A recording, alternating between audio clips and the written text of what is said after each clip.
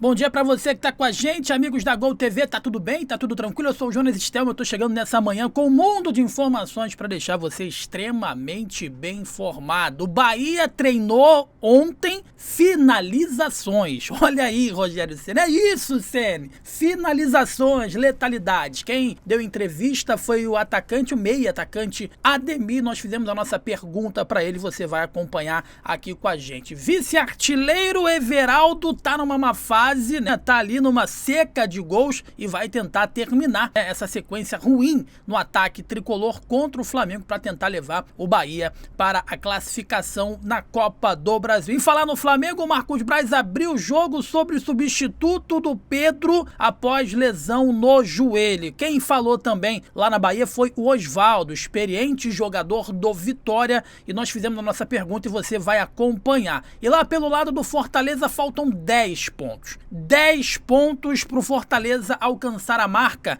que lhe rendeu o G4 no ano de 2021. Isso e muito mais nesse vídeo. Na moral, já chega deixando o like, inscrevendo-se, que é importante demais pra gente, é importante demais pro nosso crescimento. O seu like é de suma importância. Pega esse vídeo, compartilha no seu grupo de futebol para essa galera toda ficar muito bem informada junto com a gente da Gol TV. Um forte abraço para você. Dito isto, vamos às informações de hoje.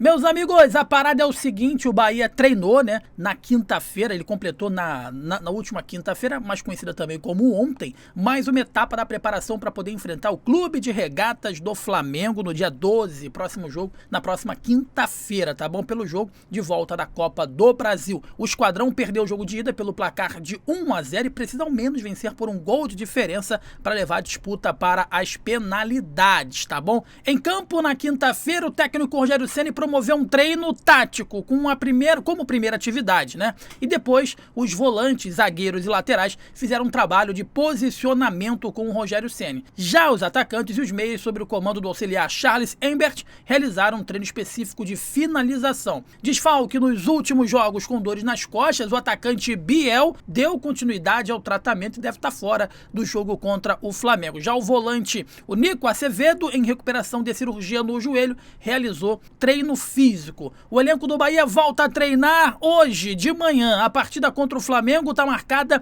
para as 21h45 na próxima quinta-feira, horário de Brasília, após a data FIFA. Tem tempo para treinar, hein, Ceni? Tem tempo para melhorar, para treinar finalização e efetividade, tá bom? E sabe quem deu entrevista, meus amigos? Ademir, jogador importante, com passagem pelo América Mineiro, Atlético Mineiro, teve uma contusão, ficou bastante tempo fora e agora tá de volta aí, né?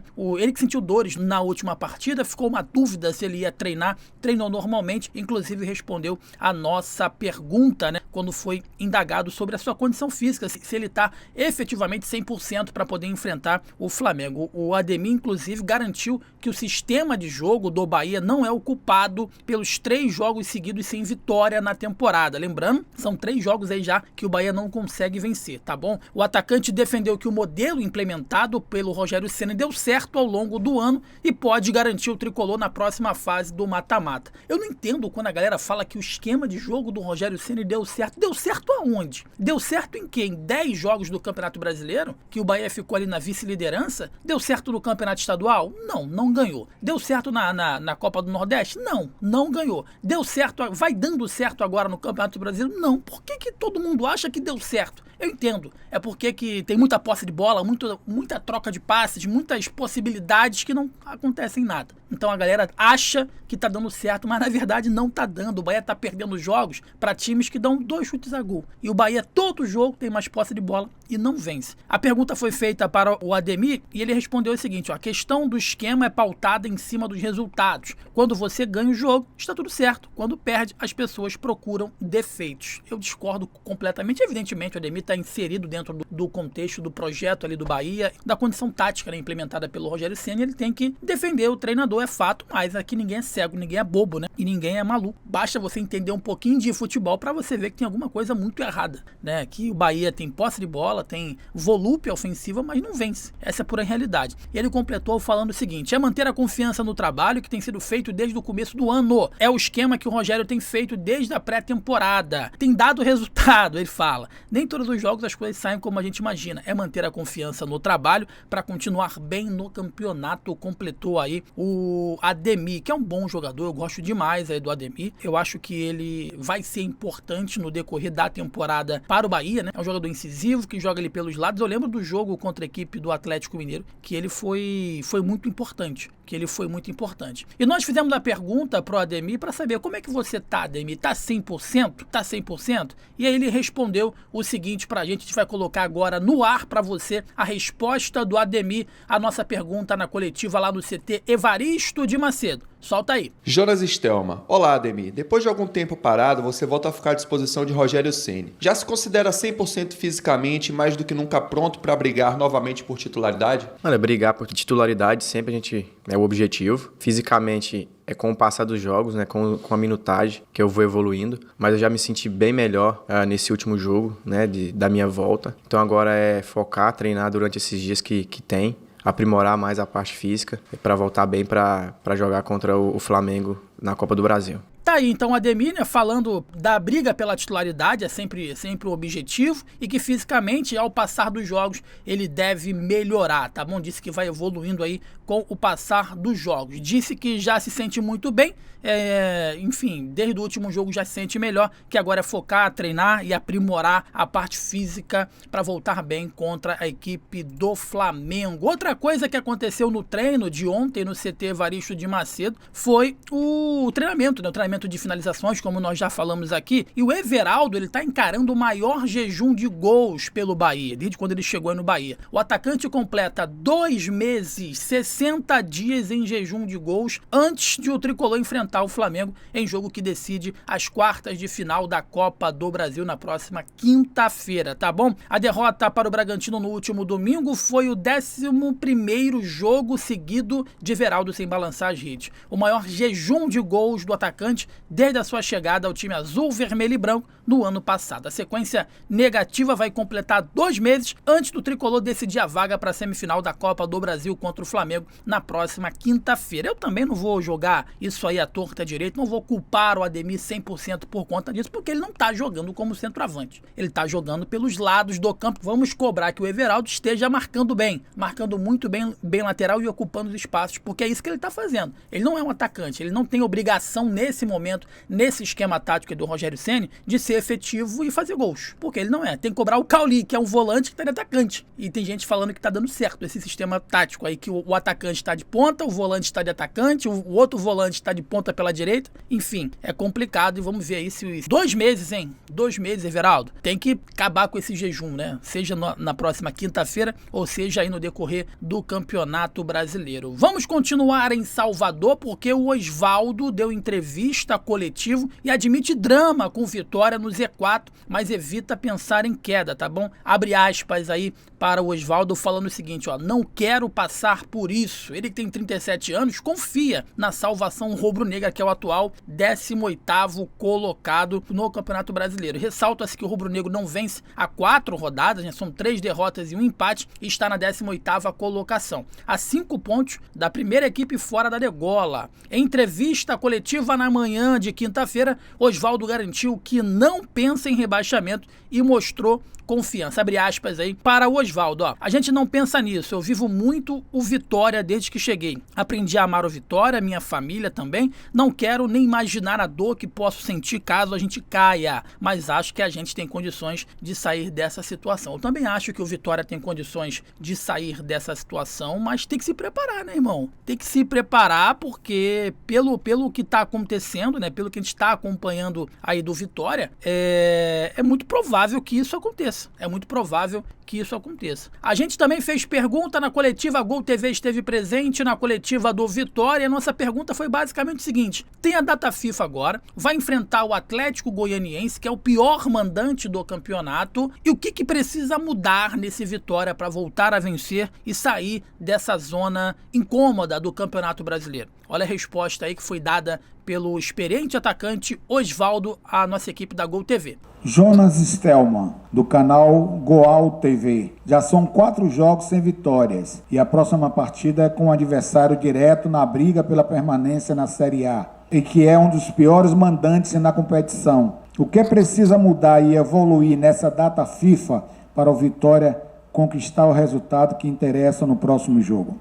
No futebol a confiança é a vitória, né? Costumo frisar muito isso nos bastidores. A gente tem um jogo, por mais que o Atlético Goianiense viva um momento difícil também na competição, que nem você citou, é um dos piores mandantes do brasileiro, e a gente vai encontrar dificuldade. A gente tem que fazer o Vitória chegar lá e fazer um grande jogo, competir muito e que a gente possa sair com um resultado positivo.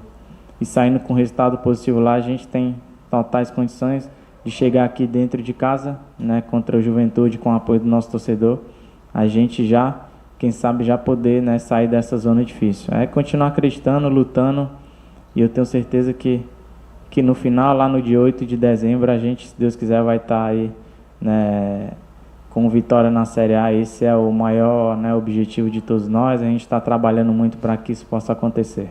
Agora vamos para o Rio de Janeiro, porque o Flamengo vai contratar após a lesão do Pedro. Será que o Flamengo vai contratar algum atleta após a lesão do Pedro? Quem deu entrevista coletiva foi o vice-presidente de futebol, Marcos Braz, bem a contento, né? Vê a calhar essa entrevista, né, Braz? Porque a gente sabe que você está no momento político, quanto mais você aparecer, é melhor. Mas do Flamengo, falando do Pedro, o Flamengo vai repor, né? Este foi o principal assunto da coletiva de imprensa após a apresentação oficial do Alexandre, segundo reforço na janela. Tá bom? Marcos Braz, vice-presidente de futebol, disse que o clube estuda voltar ao mercado para contratar um atacante. O Pedro, que sofreu uma ruptura do ligamento cruzado anterior do joelho esquerdo e não joga mais nessa temporada. Ressalta-se que a janela de transferências fechou na última segunda-feira, mas jogadores que estão sem clubes ainda podem ser contratados. Abre aspas aí para o Marcos Braz, que também atacou, né, o BAP ali, enfim, falou do BAP, de que o BAP está atrapalhando por conta de política. Olha o que disse o Marcos Braz, ó. Em relação